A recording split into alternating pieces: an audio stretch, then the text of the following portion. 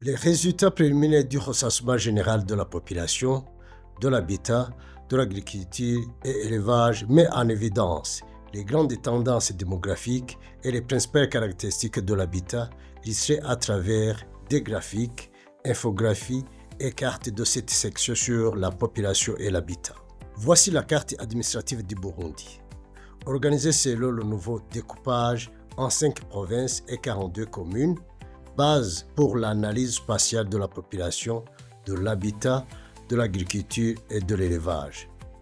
Ce maillage administratif est essentiel pour orienter les politiques et cibler efficacement les interventions locales de développement. Le Burundi compte en septembre 2024 une population de 12 220 934 habitants dans les ménages ordinaires, dont 52,4% de femmes et 47,6% d'hommes.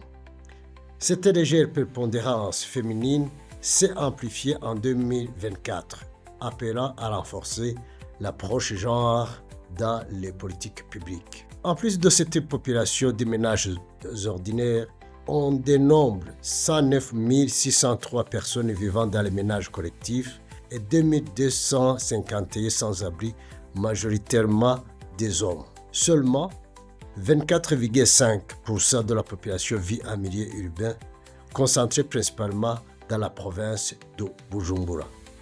La ruralité dominante impose des défis majeurs en infrastructures et services sociaux. La densité moyenne est de 489 habitants au kilomètre carré, avec des extrêmes entre milieu urbain avec 2528 habitants au kilomètre carré et 386 habitants au kilomètre carré en milieu rural.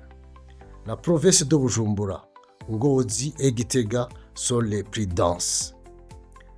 Les fortes densités accentuent la pression sur les ressources et appellent une planification territoriale adaptée. La pyramide des âges montre une population très jeune avec un âge médian de 17 ans et un taux de dépendance élevé de 102,7%.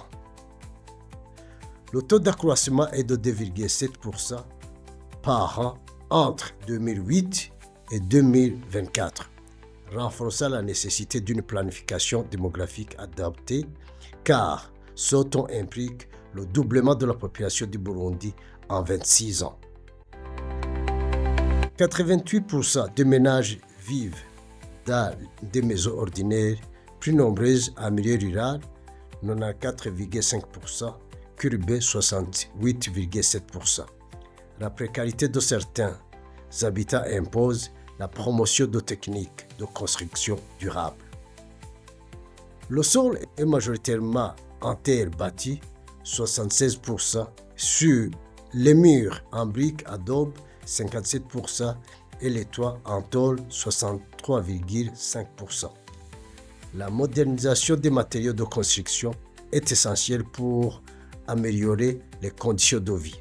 En conclusion, les résultats provisoires du recensement général de la population, de l'habitat, de l'agriculture et de l'élevage de 2024 soulignent l'urgence d'investir dans la jeunesse, de planifier l'urbanisation, de renforcer les infrastructures de base et d'améliorer l'habitat.